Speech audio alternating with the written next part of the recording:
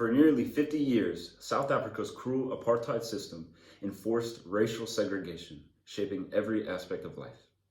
While apartheid was a political system, its foundation was psychological, rooted in biases, group identity, and unconscious prejudice. Even after its end, these psychological effects lingered, influencing social interactions even today.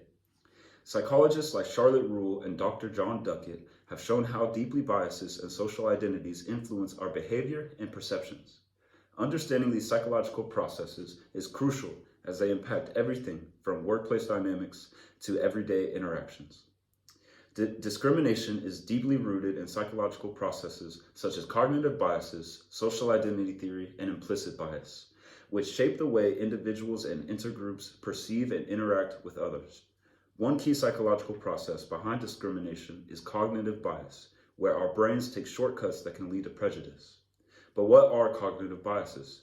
Well, have you ever noticed or ever shouted, "I knew that was going to happen" after your hometown team blew a lead? Or notice your friend only ever reads news that aligns with their very own views? These are just a few examples of how our minds can inadvertently lead us towards discrimination and prejudice.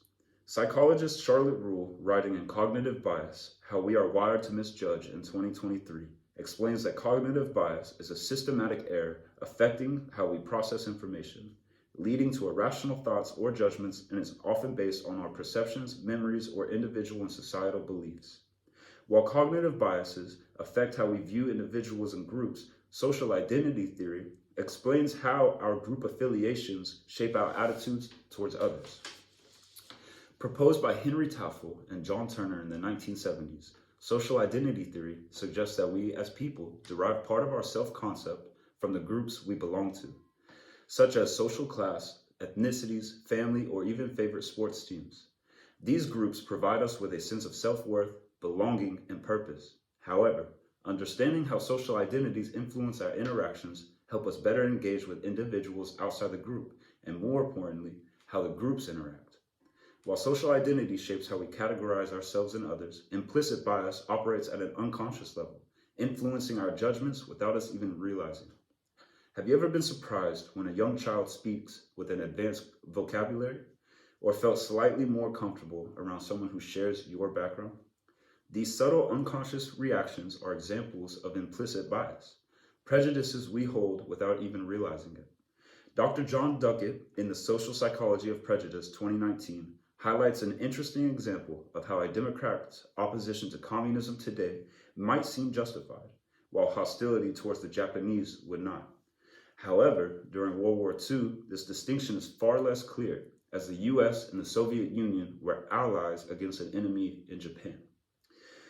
This historical shift highlights how implicit biases are shaped by context and evolve over time. Ultimately, cognitive biases, social identity theory, and implicit biases all play a role in shaping discrimination. These psychological processes influence how we perceive both individuals and entire groups, often without us even realizing it. However, by understanding these mechanisms, we can begin to recognize and challenge our biases and take steps towards a more inclusive and empathetic society for everyone.